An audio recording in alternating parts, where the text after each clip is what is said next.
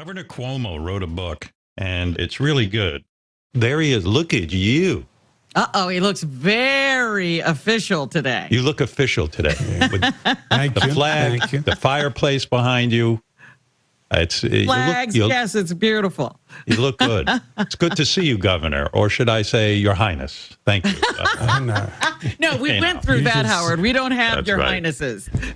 Should I call you, as the rumors are saying, Mr. Attorney General of the United States? Is there any truth that Joe Biden has already spoken to you, and I know you are a truthful man, that you are about to become the Attorney General in the Biden administration? Zero, nada, niente, zilch. How many more? What else? What else do you need me to say? Don't you think that would be a fabulous job, though, to be Attorney General of the United States? I mean, I've always admired that you said, like, I think you could have run for president and won, but you said, you know what? Most politicians, and you say this in the book, most politicians would take the approach that the ultimate goal, the brass ring, is being president of the United States.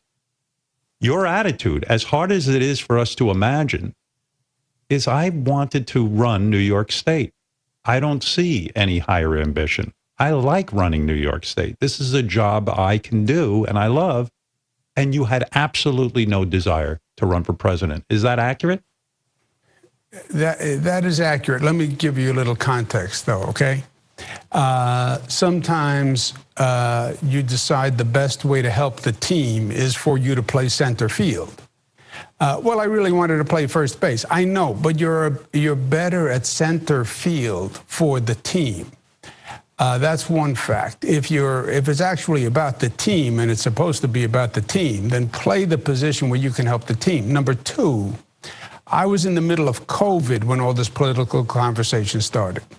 And I was desperate for a relationship and credibility with the people of my state and the people across the country. And I know what they were thinking. They were thinking, oh, here he is, another politician. These politicians always have their own agenda. They always want to take the next step on the ladder. I needed to diffuse that. And the way to diffuse that, I said, I am not interested in running for president, vice president. I'm not going to go to Washington. I have no agenda. Put your cynicism and your skepticism aside. I have no agenda besides you.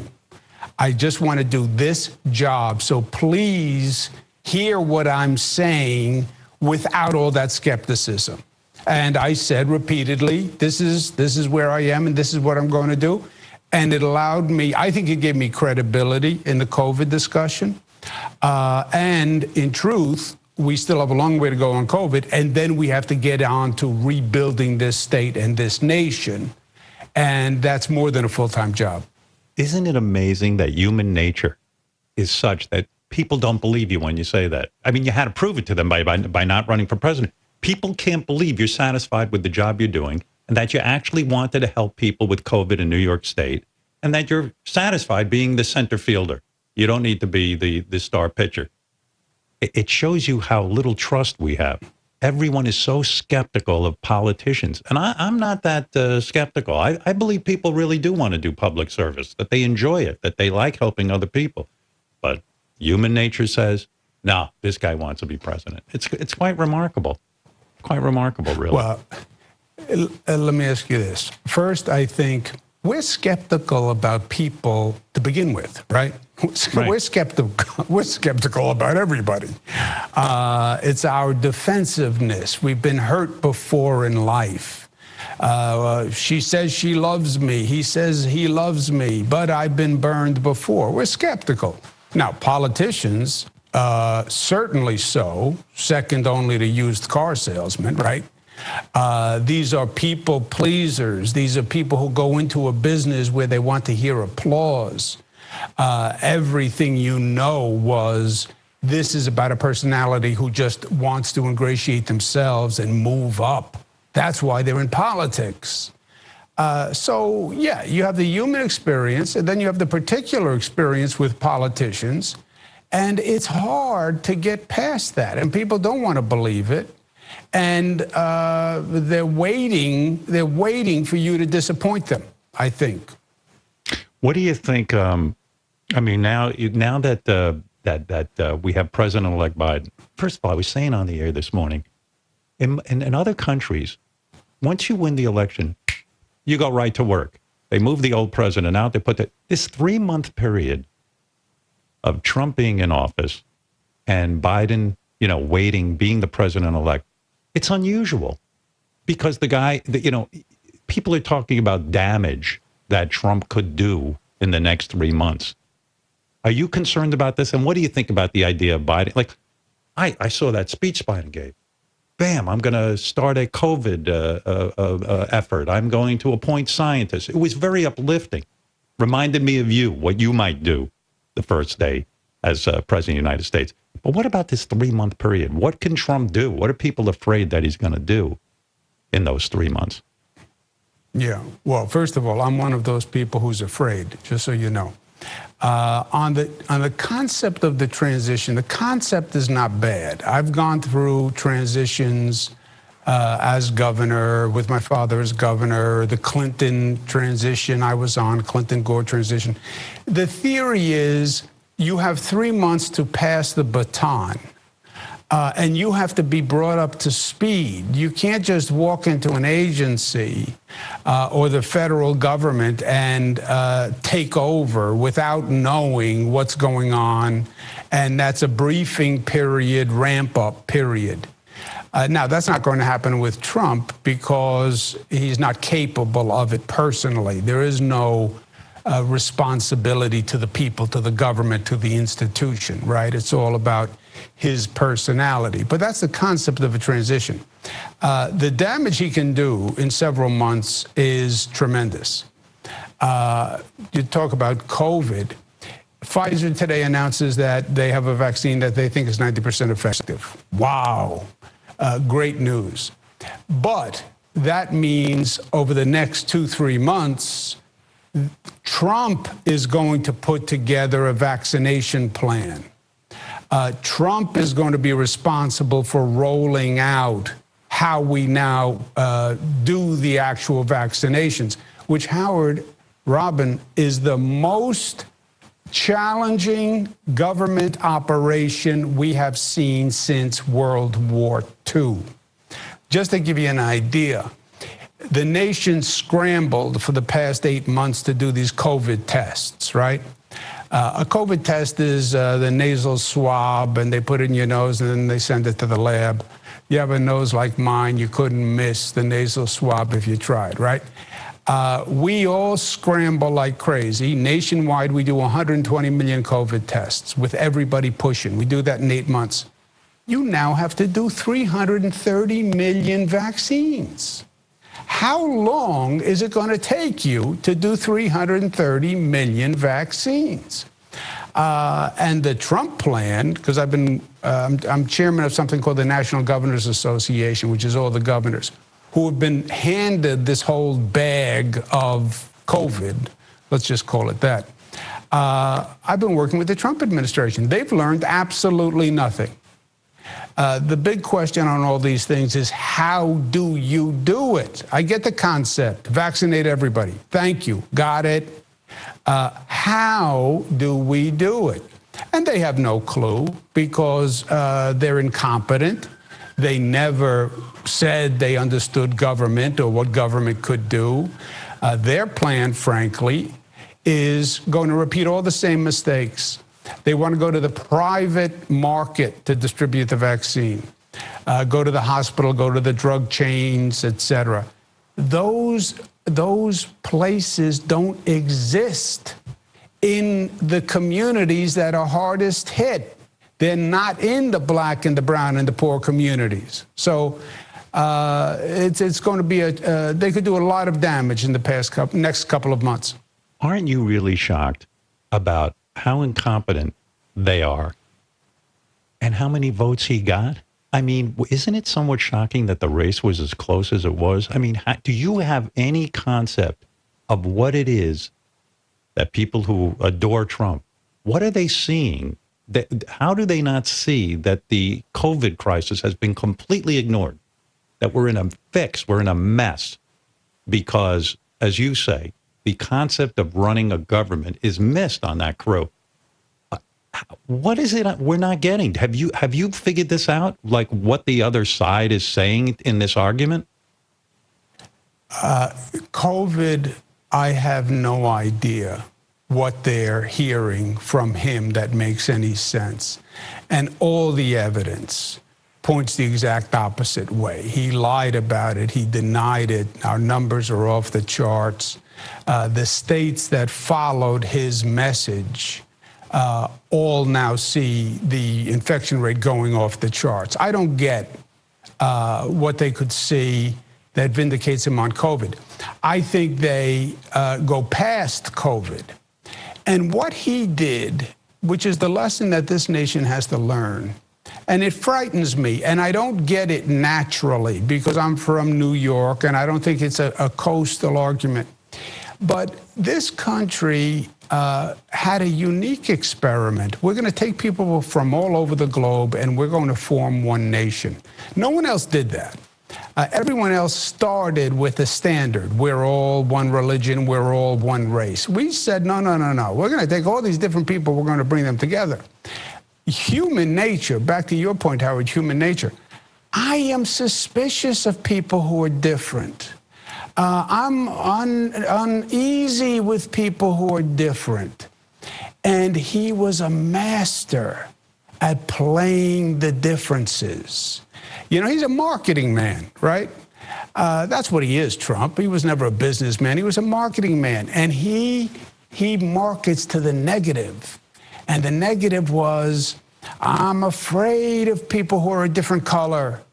I'm afraid of people who come from these other countries, speak different languages. I'm afraid of people who think differently than I do. And he took all these differences on guns, differences on abortion, different on immigration, racial differences, religious differences, and he highlighted each one. And we wind up with a fractured nation where rather than what we were supposed to be doing, which was finding the commonality and defining America as a common set of beliefs, because that's all we have. We don't have a common color. We don't have a common religion. We have a common set of beliefs. He did the opposite. And it is effective. Division is effective. Negative is effective. Human nature, playing to fear is much easier than playing to love. Let's be honest. Right. There's a sexiness to being the angry guy who says, hey, all these foreigners, all these people who are different than you, I'll protect you. I'll protect you from the enemy.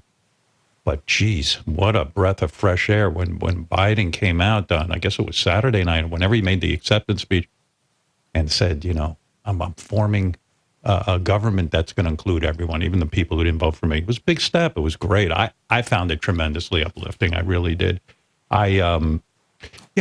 During the debate, I was even going to say that the first time I had you on, I thought you were very diplomatic about Trump because you were dealing with him. You needed help from the federal government, and you were even talking to him on the phone regularly. And afterwards I got off and I go, I love Governor Cuomo. He was being, though, so diplomatic about Trump. I thought he was going to let him have it. But in a way, you had to hold back, right? Didn't you feel? And, even when Biden would debate, I tried calling the Biden campaign. I said, why don't you just stand there on that debate stage and say, listen, I'm just asking you one question. Where are your tax returns? Where are your tax returns? And not even get off the topic. Where the hell are your tax returns? You keep saying you're going to release them. We're not even going to talk about policy. In other words, hit a little bit below the belt. Take them on. Bring out a map. Where is Spain on the map, Mr. President? Where is it? I thought these were good ideas because it would explain to somebody, this guy doesn't know, he's not interested. Do you think in a way you had to hold back for the good of New York State? Was that the reason? Oh, I know I had to hold back. I bit my tongue so many times. I have tongue scars. Very few people have tongue scars. I have one of the few people. Here's the trick, Howard. I want to speak to the better angels. I want to lift people up, and I want to show Trump for what he is by opposition. Once you say, hit him once below the belt, just because it'll make you feel better, let's be honest. And he's so vulnerable. Now you're down in the mud with him, you know. And now, in some ways, you damn your own cause. So it is tricky. And I also had the practical situation that I needed him to help New York. That was my job. If I wasn't governor of New York, I would have decked him, period. I mean, he was attacking me. He was attacking my family. He was anti-Italian. He was every nasty thing. You know, if I take away that word governor for 24 hours, I would have had a field day with him, you know. Well, I think what you're referring to is the calling your brother Fredo. Now, I got news for you. I was offended by that. We all know who Fredo was in The Godfather. He was the idiot brother. And for the president to be calling your brother Fredo, it's an insult. You know, it really is an insult. And it's like, hey, no one deserves that. That's fucking bullshit. Pardon my French, but you know, it's what does that mean? That you're Italian and because someone had called me on the air and said, well, what's the big deal? He called him Fredo. I go, it's a slam. It's an ethnic slam.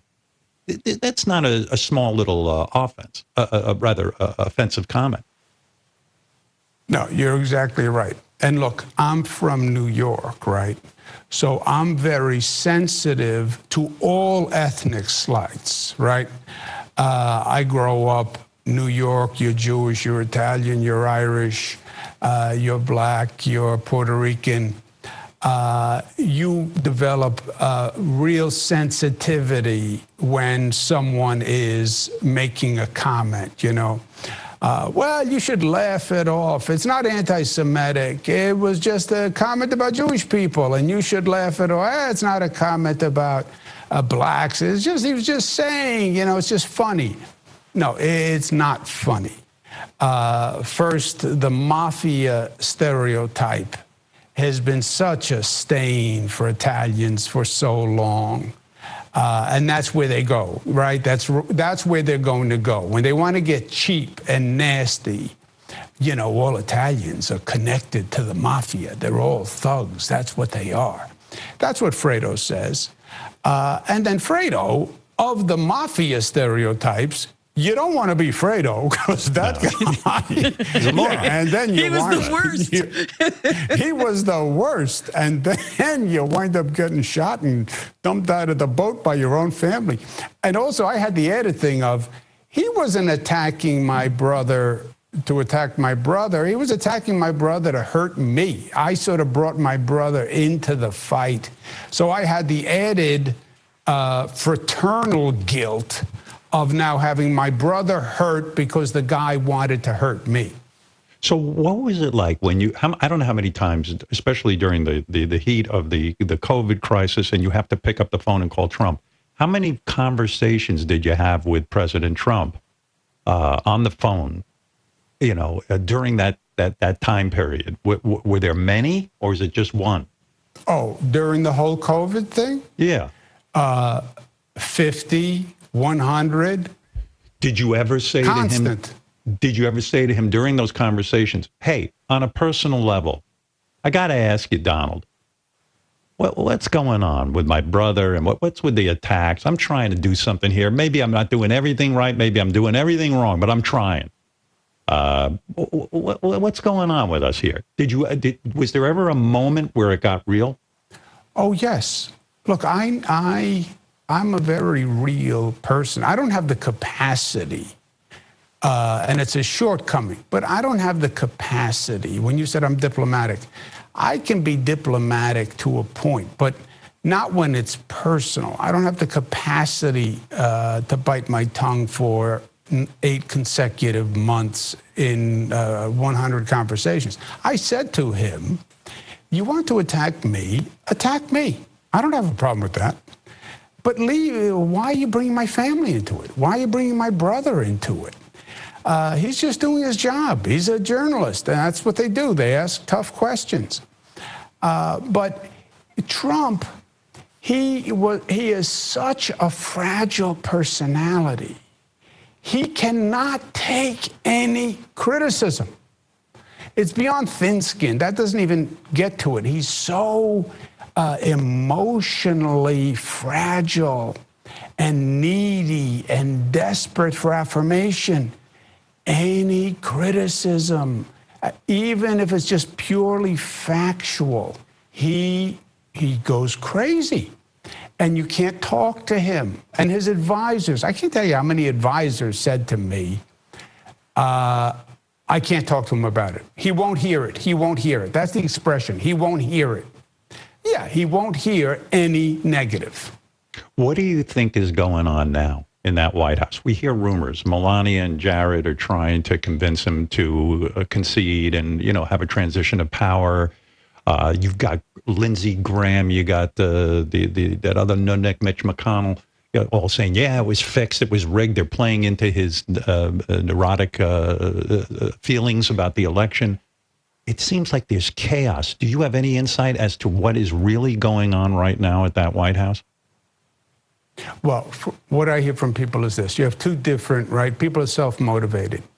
The McConnells of the world, the Republicans of the world, think it's very important to punctuate that this was not a negative for the Republicans. That's why they're not really defending Trump. They just want to say the Republicans were not rejected by the American people. With Trump, it's all about Trump. No one can talk to him. I mean, look how stupid this is. I want to stay president, and I don't believe I lost. I'm going golfing for 2 days. If you want, what the heck is that? Right. And then he's got Rudy Giuliani, who, Rudy, I've known many years, and I'll never forget what he did at 9/11. And I have respect for what he did. But Rudy's bringing these legal challenges that don't even make sense right now. I didn't have the observers weren't close enough. I mean, the vote is the vote. What does it mean? What do you think is going on with Rudy? Is Rudy so desirous of? I don't even know how to put it. Why is he feeding into this? What's going on with Rudy? I think he is so deep into it, and it's so personal, and it's visceral. This is Hatfield's and McCoy's, right? This is at one point, you don't even remember what started the feud, but you're in it deep, and you're now blinded by emotion. And he was attacked by everybody, Rudy. He's been humiliated. And all he knows to do is just keep fighting, keep scratching until there's no alternative. There's something in your new book that I am shocked is not a bigger story. And it's this notion you write about Trump's chief of staff, this guy, Mark Meadows. So you're in the middle of COVID and you're doing a study. New York State is doing a study on hydroxychloroquine. And Meadows calls you and says, we want the results of the study. And you say to him, I don't have the results of the study. And you claim that you felt like all of a sudden in that conversation, if you didn't get certain data to Mark Meadows, you were being shaken down. You were being told that New York would not get certain funds from the Fed. That's a big story, isn't it? I mean, aren't you surprised it's not sort of bigger news? It is a big story. Am I surprised? No, for two reasons. Number one, you have this melee of news now, right? Just this avalanche of news every day. What can they pick out? And if it's not a tight little nugget with a bow around it, the press doesn't pick it up. Second, well, they are extortionists, unethical, possibly illegal. Yeah, so what? We knew that. I think that was part of the attitude. But that is exactly what Meadows did. You know, Did Meadows, you say to Meadows, Meadows, you're shaking me down here. I need money in my state to fight this dreaded disease. But why are you putting these two things together and making this difficult for me? And also, isn't he trying to ask you for results that are favorable to what they want to do? Yeah, exactly right, Robin. And yes, I did say that.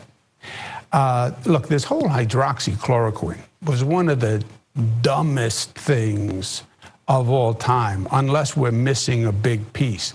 How do you go out there and take this drug, hydroxychloroquine? The president takes it. It's a miracle drug. We're positive of it. We're sure of it. They go to their friend Rupert Murdoch. Rupert Murdoch turns the whole Fox machine. Hannity takes it. Everybody takes it. It's a wonder drug. It grows hair. You lose weight. And it increases testosterone. All in one pill. And they didn't know what they were talking about. Either somebody owned stock in that company, and it was some financial scam to run up the stock fast, which at least would be a rationale, or it was just totally dumb. But Meadows knew exactly what he was saying, and I said exactly that to him, Howard. He called me up. This is supposed to be an FDA test. It's supposed to be purely on the merits. It's science.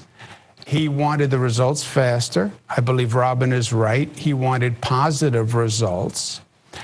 Remember, for them, there is no government, there is no science. So just fix the results. Just change the numbers is their attitude. And then he said, we're about to do the distribution of the hospital money, and your state's not going to get funding if we don't have these results. I said to him, that doesn't work with me. Forget law, forget ethics. That's just not going to work. That tact, you're talking to the wrong guy if you think you're going to muscle me.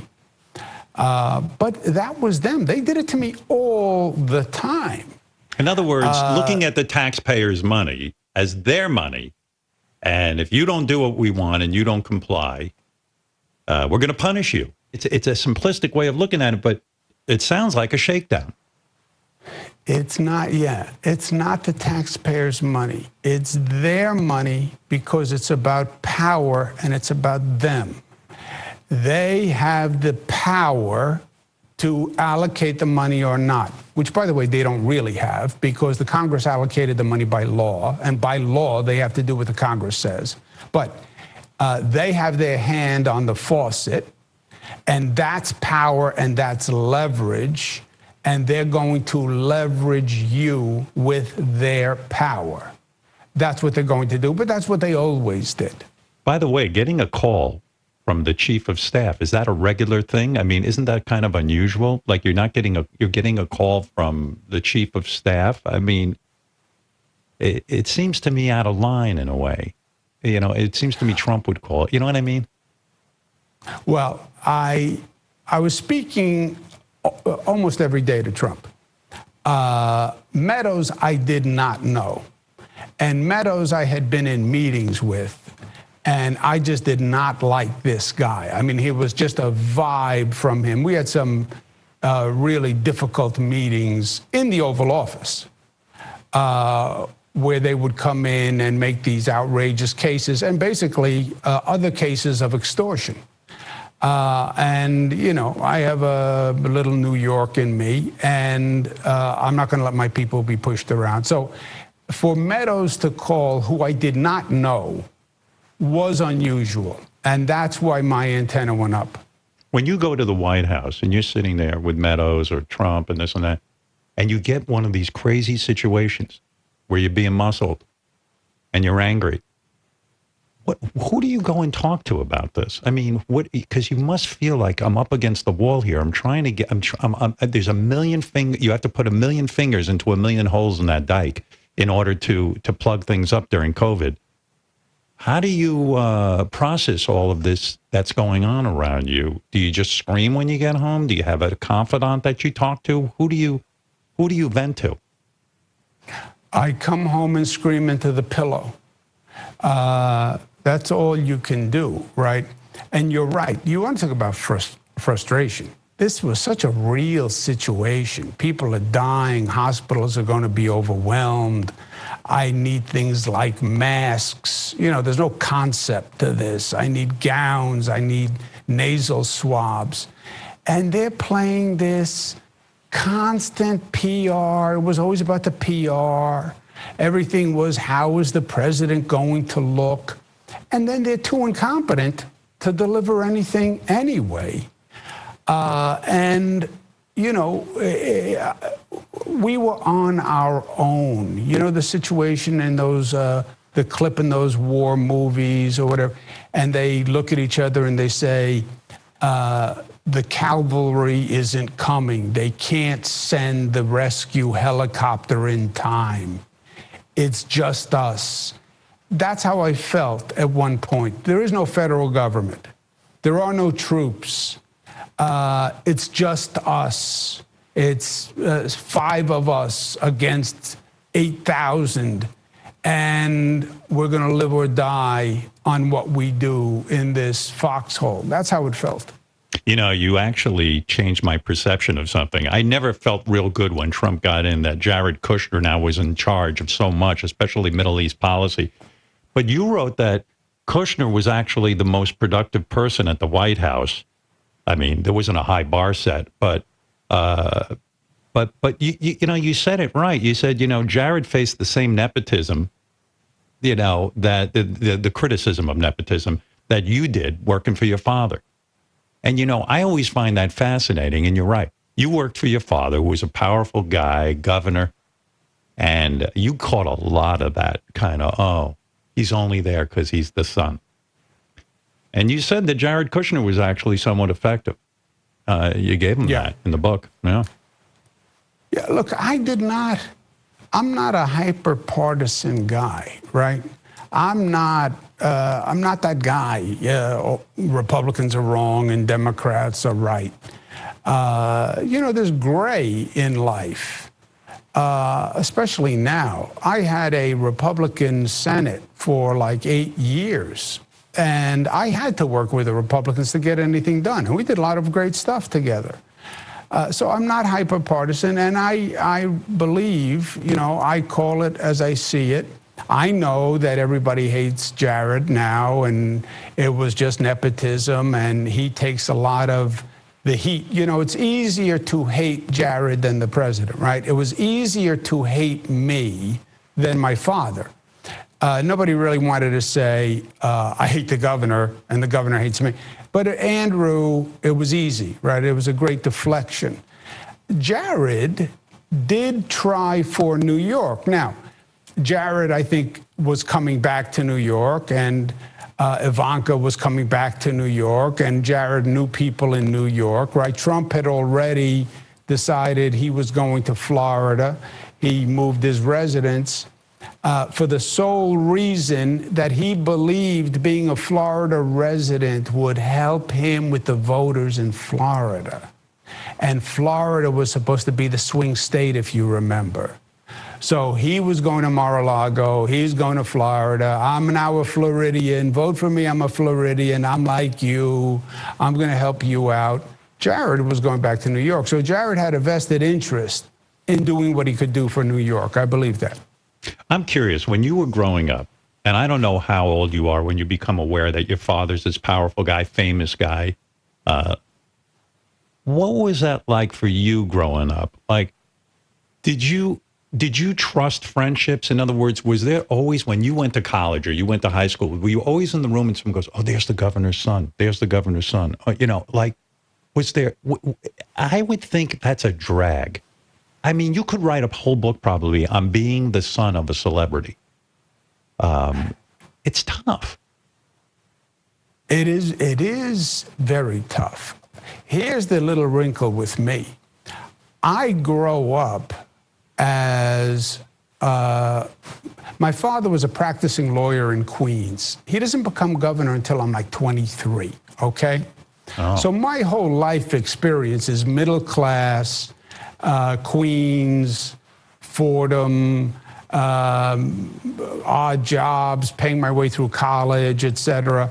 And Queens is a very much of a working class neighborhood, as you know. So that's how I grow up. 23, all of a sudden, he becomes governor. I'm the campaign manager, and life now flips, right? Now they talk about me, governor's son, like I was born with a silver spoon in my mouth. No. There was no silver spoon. For me, it was a plastic spoon. I was surprised in the book that you had to work your way through college in terms of financially. You know, I think I always assumed you just grew up wealthy in some mansion somewhere, but you actually did have to support yourself through college. Yeah, and that's been the disconnect for me. See, your assumption is what most people think. Oh, he's the son of the governor. That means he grew up, he went to prep school, and they went to Paris on spring break. I was working in a gas station on spring break, you know. Summers were where you work construction to make enough money to pay for college starting in September. So I am a fundamentally different guy than they thought through that prism. 23, you are who you are at 23. And that's when I become the governor's son. I do deal with it with my kids more. And I do deal with it for me now, right? I like you very much. Yeah, well, do you like me, the governor, or do you like me, Andrew? Or can you even figure out who I am separate from the governor? You know, I like you, Howard. Yeah, but do I like you, Howard, because I know you, Howard, or I just I like the persona of right. Howard Stern? You know, it's very hard. I don't know that people can even figure it out. You know, do I love you, Howard, if you're running a hardware store in Massapequa? You know, I don't know. Yeah, and it's a tough question to figure out. I know what it was like before I became famous. No one seemed all that interested. And then when I became famous, all of a sudden I'm the host of the party. You know, it's crazy. Yeah. But it is difficult to grow up like that. And I think about that with my own kids. Geez, what it was like. And you describe your father in the book as a guy who was a workaholic, a classic workaholic, that you actually had very little interaction with him growing up. He was always working.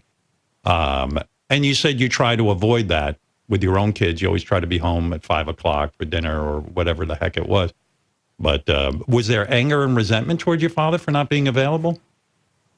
I think there was at a stage, probably in my late teens. I never met anyone who worked like my father. I mean, to this day, I work like a lunatic, but he was literally 7 days a week.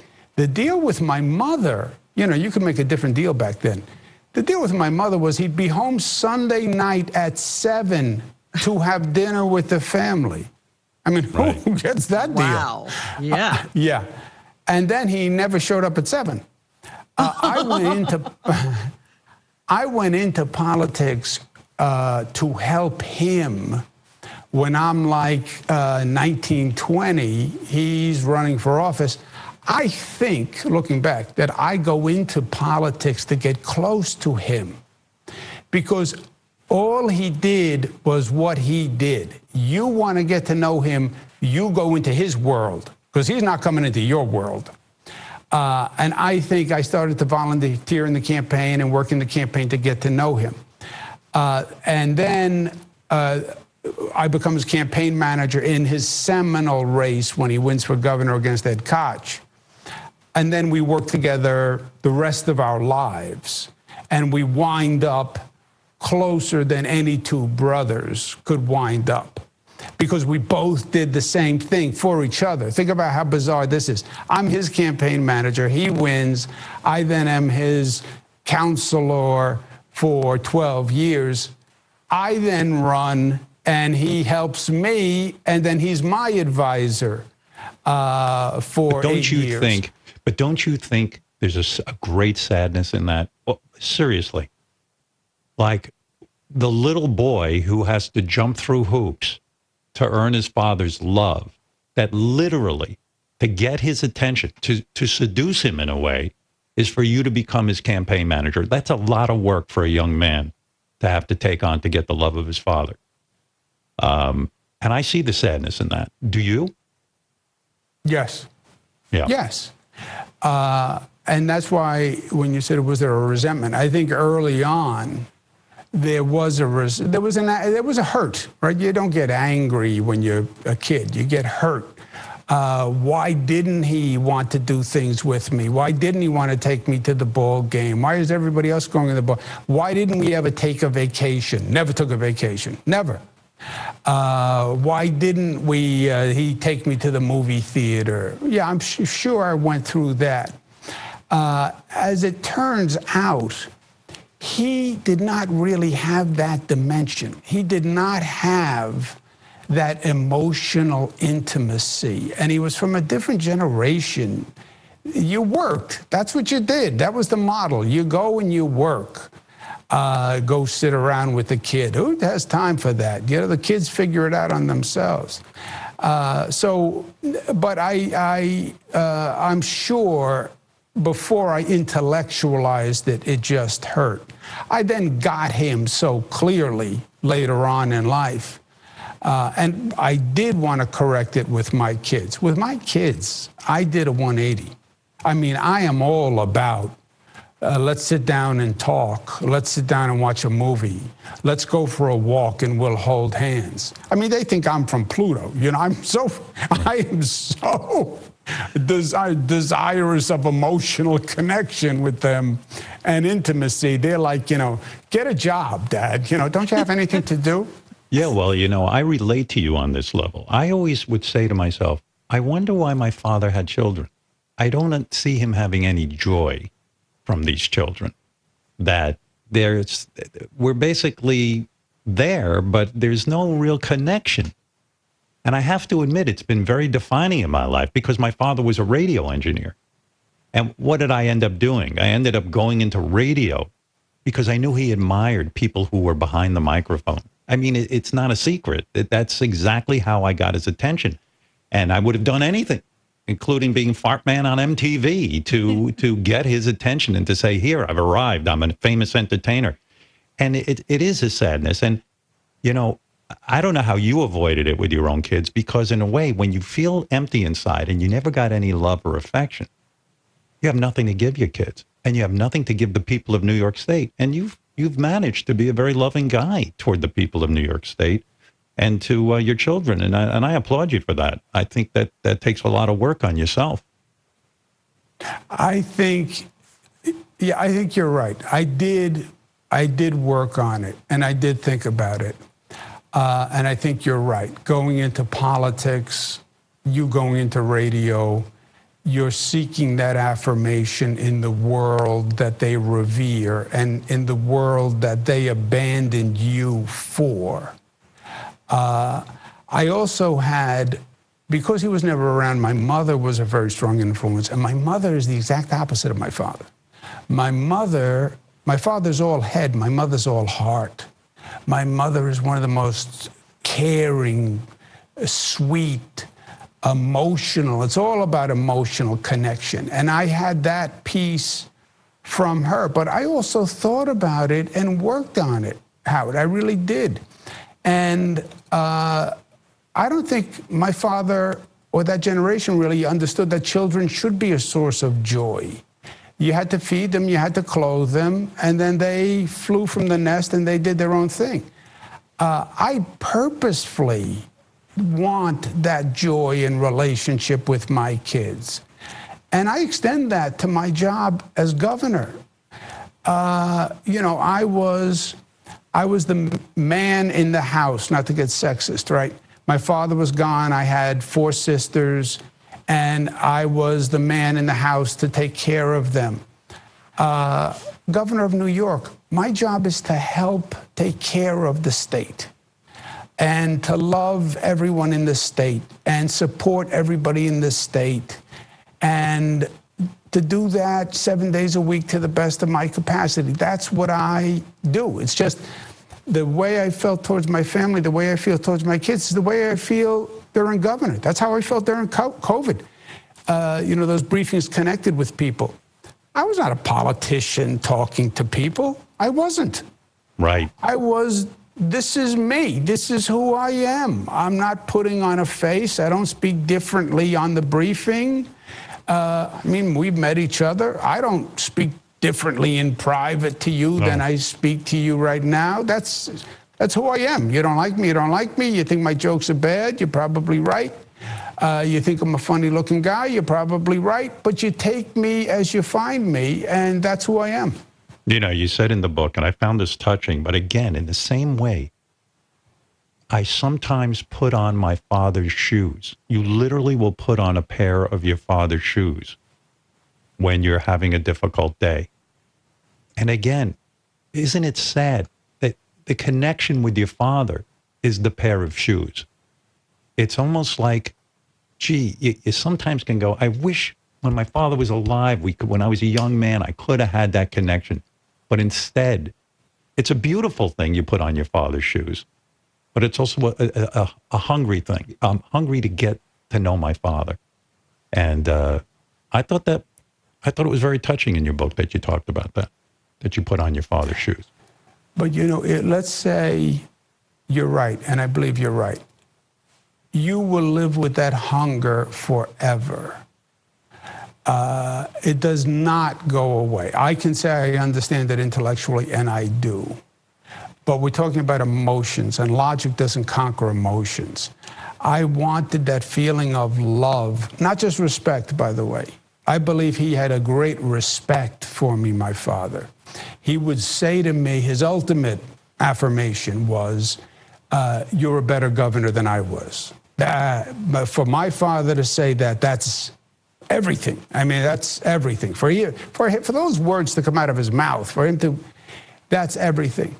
But it wasn't, he didn't have that emotional, loving chip. He didn't take himself there. He did more with my sisters. He felt more comfortable with doing that with my sisters, but not with me. Putting on the shoes is almost my conscious affirmation of the void. In other words, I'm saying, yes, I feel that void, and now he's gone, and I feel that void even more. And I'm aware of it. And I'm so aware of it that when I need to fill the void, I literally put on his shoes.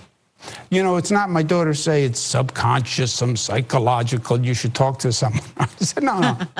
I know exactly what it is. I'm saying I miss him. I want him with me in this moment. I need his support and his love in this moment. And I'll put on his shoes as a way to fill that void. It's a total honesty about the situation for me. You know, I have a theory on this because, like you, my father was so gentle with my sister. And I always was, you know, my sister has a whole different perception, a different relationship. And do you think it is that men are just uncomfortable being loving to other men? That they can't, like they think it's gay, or they think it's somehow effeminate to love another man? And then maybe that gets tangled up in with their sons, possibly. Oh, I think so. I think at least it was the custom, right? Men did not kiss men when I was growing up. Family gathering, you see a friend or they saw a friend, nobody kissed. I kiss men all the time. I'm a kisser. I made out with you when I met you, I remember. You and I think we did. I think we did. I loved remember. It, by the way. Thank you for that. You didn't shave. I got a rash after, but I remember. But that was very abnormal. But, and men had to be raised to be tough. You had to be tough. You don't show softness or weakness. You don't show that need. You're a man. Stand on your own 2 feet. That's who you are. You're going to have to take care of this family. You're going to have to protect this family. You're a warrior. Girls were different. Girls, yes, sweetness, tenderness, manifestations of love. but not with a man. I'll punch you on the shoulder a little bit. Hiya, buddy, bang. Yeah. Did you, so have you picked up the phone? I imagine you have, because you're close to Joe Biden. Have you picked up the phone to congratulate him? Have you spoken with him? Where are we at with that? Yeah, we've texted. I missed him on the phone twice between my schedule and his schedule. But I've talked to all his guys because we go back years. So, look, I always believed he was going to win. I was surprised that it was as close as it was, to tell you the truth. I just didn't believe the country would sign on for 4 more years of just the anger and the negativity and the COVID and the fights every day, and the narcissism every day. Give me a break, you know. And I think that's what the country said. Give me a break. I've just had enough of this. Do you think we would have fallen into a dictatorship like some people feared? Do you think that that's where we were headed if this election hadn't gone the way it did? Oh, look, if this election was not as clear on the numbers as it was, because it was. If this was done on one day, they would have called it a blowout. 4 million popular vote states that, but if he had a chance to tie this up in court and go to his political allies on the Supreme Court and manipulate, I have no doubt that he would have done it if it was feasible. And that's scary. You know, the book is out. It's really fascinating. Governor Cuomo's book, American Crisis, is available wherever books are sold. There's so many aspects to the book. I mean, there was a whole portion of it. You write about going to church. You're a religious guy. You believe in God. The church is part of a big part of your upbringing. You were an altar boy. And then when, I guess it was the Sunday after passing the marriage equality legislation, so that gay people could, you know, get married, you had to leave the church. You had to get up. You were with your daughter. You had to leave because the guy giving the sermon that day was lecturing you. That's weird, you know? Like, wow. Here's a guy, gets up and he looks at you and he's going to teach you a lesson right in front of the whole church. It's a weird story, but that's what it says about being governor and trying to do the right thing, and then how it impacts you. I bet you that was just a real mind blower for you. It's an ongoing sadness for me, tell you the truth. My father had trouble with the Catholic Church because he was pro-choice, and the Catholic Church threatened to excommunicate him. And I lived through that with him, and it took a lot out of him, and it hurt. And that I have to go through the same thing. I mean, they were against marriage equality, and they killed me for it. And then, by the way, the Supreme Court of the United States, after we do it, says, well, that's the law, otherwise it's discriminatory. And the Catholic Church never says, boo. Yes, I support a woman's right to choose, and I should go to hell because of that. Except that's the law of the land also. And then I also passed a bill, which I think really bothered the Catholic Church, which was called the Child Victims Act, which said if you were abused by a priest or a rabbi or a teacher, you could bring a cause of action later in life. Because when you're abused when you're 7 years old and 10 years old, you don't know how to process it. That then brought many lawsuits against priests who abused children. And that was financial hardship. Right. So yes, the hierarchy of the church, the management of the church. Here's how I rationalize that, though, Howard, because you have to rationalize everything, right? The hierarchy is the management of the church. The church is Christ and the teachings of Christ.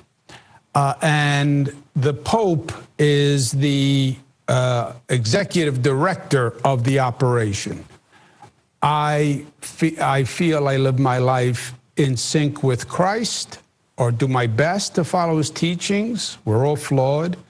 I think the Pope, God bless him, is so beautiful and in some ways so much more inspired and enlightened by the management, the bureaucracy of the church. So I just hope when I get to the pearly gates, either Christ is there or the Pope. I just hope they didn't send up one of the deputies. Otherwise, I'm in trouble. You know, sometimes I think about, like, when you're being the governor and you have to make these decisions, like you said, during COVID, you have to cancel the St. Patty's Day parade. And people, like, you know, people will hate you for that. But you did the right thing. You did the right thing. You know, first of all, I can't stand parades. I wish you would declare a law somehow. You could cancel all of them for him. It's the dopiest thing, these parades. I mean, good Lord, it only leads to trouble. Have them in a parking lot. Go over to a stadium somewhere and parade around in your hats. All parades. But canceling the St. Patty's Day parade, it ain't fun, but you had to do it. I mean, you got COVID. We don't know how this thing is spreading. You know, it's a tough decision, you know, and you catch hell for it, don't you? Here's the advantage I have in this position. I was HUD secretary at a very young age under Bill Clinton. I was rumored to be vice president when I was HUD secretary. I then come back, I run for governor, and I lose. So now I'm dead. My father then loses re-election. So now he's dead. So now we sit on the couch for many years as two dead men, playing the game tape of what we should have done and watching the game tape over and over and over again because we're dead. And that's what you do when you're dead. You just relive. And then magically, I get a second chance. I come back to life. I win attorney general, and then I run for governor. And now I'm the Lazarus of politics. Yeah, but when you come back the second time, you come back with a much different headset. And I don't care about what they say today. Right. I care what I'm going to say when I'm sitting on that couch in 10 years. That's what mattered because I was there. And I am going to do the right thing, even if it's the hard thing. And these politician people pleasers, they're going to have hell to pay when they're on the couch because they will have catered to the politics of the moment and don't do anything that causes any opposition. And that all washes away. And the only thing that matters at the end of the day is what did you accomplish for people? What's the legacy? What lasts? What did you write in the sand that remains after all those waves came in and washed away the sand and washed away? Did you leave any mark that mattered? That's what counts. And that's what I think of every day. When I was reading the book, I laughed a little bit because you described your mother saying to you, when is this going to be over? When is this COVID thing going to be over? Every day I get a call from my mother. When is it going to be over? We're suffering so, you know, like I know anything. I even told her you're coming on the show. She goes, ask him when it's going to be over already. You know, I'm like, Mom, well, he didn't know either. I mean, we're working toward an end game here, you know, a vaccine, but you got to sit quietly. How is your mother doing? Is she being patient, or is she still hitting you over the head with when is this going to be over? She's hitting me over the head with when it's going to be over because she doesn't really believe what I say because she's my mother, you know. Right. And I have a theory. When you change someone's diapers, you never take them seriously for the rest of their life, you know. Right. That's true. You know, listen to me, Mom. Yeah. Like, who are you? I changed your diapers. Who do you think you are? Tell me what to do.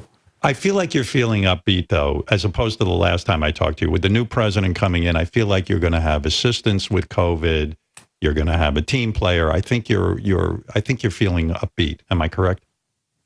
I'm feeling, yes. Look, with Trump, I had an enemy every day. He was anti-New York, by the way. He was mad at New York.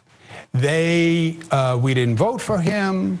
He was not accepted by the New York elite, which he was not, right? He was tabloid fodder. All the media is in New York. He hated us. Whenever he had a chance, he took a shot at us gratuitously. He passed tax laws that only taxed New York and other Democratic states. I mean, who does that? He wouldn't give us any money. We have train tunnels collapsing that he owns. He wouldn't do it. First president ever not to fund the Second Avenue subway in Manhattan. He's doing an environmental review. I used to love to do this with him. There's a train that I want to build from LaGuardia to Manhattan, from the airport into Manhattan. It should have been done 30 years ago. He's doing an environmental review, and he still hasn't approved of the environmental review. I said, I'm going to finish the airport before you finish the environmental review, and all you do is criticize environmental reviews and how they slow development, and you are now doing the longest environmental review known to mankind. You know, do you believe that he really didn't read the CIA, FBI briefings every day or the military briefings? I think I'm most excited that those things will be read if there's any legit threats to the United States. I think that still blows my mind. If it's true, I mean, who knows? Oh, I don't think he read anything.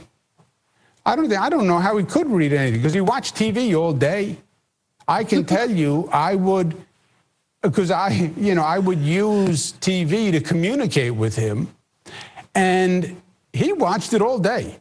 It didn't matter the time of day. I could go on mid-morning. I could go on in the afternoon. Within 5 minutes, I got a call. Verbatim what I said, Howard. Verbatim.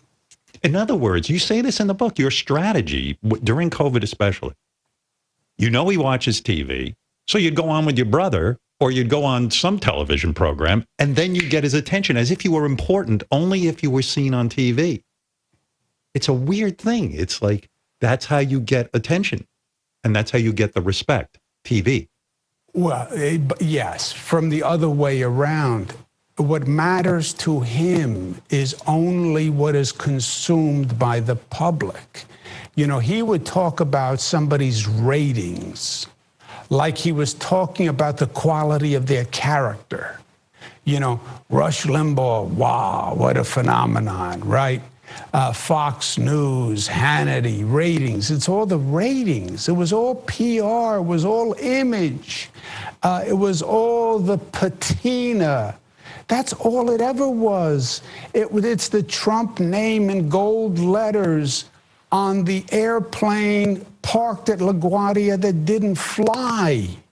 There's a plane at LaGuardia Airport. I don't know if you see it. It's parked and it says Trump, and it doesn't fly, but he pays to leave it parked. And I keep wondering for years, but the plane doesn't fly. Why do you leave it there? Because the name is on the plane and all the planes coming in and out. It's a big sign. It's an advertisement. Him. Yeah. Yes. Wow. How do you have a president who's getting blocked on Twitter because they have to put up a disclaimer? All of his tweets are fake. They're false. It's mind blowing what's going on. Or they take down a broadcast he's on where he's supposed to be making a statement. They have to stop it because it's all lies. You must have had a good laugh when he came on and he started that speech that lasted 30 seconds where they cut it off. Sometime I just want to watch you. You'd be a good reality show. Like you want to be a fly on the wall. Yeah, I really want to see you at home watching that on TV and then just kind of laughing. Where were you when that happened? I've been up in Albany a lot. I go back and forth from New York City to Albany, but I was in Albany. In some ways, it's the reality show just deteriorating, right? It's a 4-year reality show that just ran its course, and the absurdity of it has overcome the show now. The other thing too shocking in your book that I won't keep you too much longer, but the other thing shocking was how bad your plane, you have a plane that you use to fly around the state, and you call it the Flying Jalopy, I think you said. It's a 40-year-old plane that sounds to me Like, that could almost be the way you check off the planet. This thing doesn't sound too safe. Yeah, is that a hazard? Are you afraid of getting a new plane because the taxpayers would then say to you, this is a terrible optic? I mean, they should get a new plane, no? This is my shortcoming. This is a flaw in me. The plane was purchased from the federal government as surplus property. It's literally like 40 years old. The thing has had all sorts of emergencies. The landing gear doesn't come down. It's like a joke, this plane. Anybody who gets in the plane, I bring the other legislative leaders like they're petrified in this plane. And they all say, we got to get a new plane. This is madness. But one thing is, nobody wants to put in the budget, we're going to spend $7 million and buy a new plane. It just sounds, but that's not even it for me. I just find it like an indulgence, you know. I don't want to say to the people, I think I need a new plane. If God wants me to die in the plane, Howard, I'm going to die in the plane. Yeah, you're a lot braver than I am, I'll tell you that. Well, I mean, geez. And hey, the last time you were here, you were Mr. Sex Symbol. Everyone was raving about how good they felt about all of your press Did Chelsea Handler reach out to you because she wanted to date you? She, among others, has said she needs to date you, Mr. Governor. You are her man. She feels that you're the guy. Yeah, I don't know. Yeah. She's coming on my show Wednesday. I'm gonna, look, I don't know if it's a good. Are you two together or what's going on? Are you having a secret affair with Chelsea Handler? Chelsea Handler is from the state of California, so she would be quarantined. I need a date who is not quarantined. I can't have somebody come on a date and stay for 14 days because, you know, I want to be able to have a cup. I want to have a cup of coffee. Okay, nice. We'll spend the night together. And then go home. Not you're now quarantined and you stay here for 14 days. That's like some terrible thing. So I've got to find you a woman who is in inside Albany, New York perhaps, State. Yes, someone who is close by and ready for action, as they say. Can go back home. You know people. You can make a recommendation. Just make sure she doesn't go on your show afterwards. And you know what? I got to tell you something. You're not crazy. I happen to like Chelsea Handler very much. She's a wonderful guest. But my fear for you would be that, at some point, she's going to talk about how you were in bed or something's going to happen where you're like, oh, God. You know what I'm saying? You need a nice girl who's just going to keep her mouth shut. Am I correct on this? Italians would say, hey, monsieur, hey, monsieur. Hamish. Yes. Right. I want somebody who would never go on your show. That's what I want. That's what you're looking for. I will find that person for you because I feel that would be great on my resume that I found you the person that you love and adore. Nobody will believe it. That's right. Governor, I continue to be a fan. I continue to thank you for the service that you do. I think you do. Book is great. People want to, if you really want to get into it, it's fascinating because you're talking about a time of crisis and how to handle it and handle it in a responsible way. You're talking about history. This is the history of our time. What was it like to go through COVID? Governor Cuomo's book, American Crisis, is available wherever books are sold. Thanks for giving us the time. I know I kept you way too long. You probably have something way more important to do than this, I assume. No, it's my pleasure. I'm a big fan of yours, the service you provide, the information you provide, and the way you do it. But I'm a bigger fan of Robin's. So pleasure to be with both of you. And listen, next time you come on, I want you to prepare an answer. Why do the Jets and the Giants suck so bad? You got to throw the Knicks in there. And all right, the Knicks. Governor Cuomo wrote a book, and it's really good. There he is. Look at you. Uh-oh, he looks very official today. You look official today. With the flag, the fireplace behind you. Flags, yes, it's beautiful. You look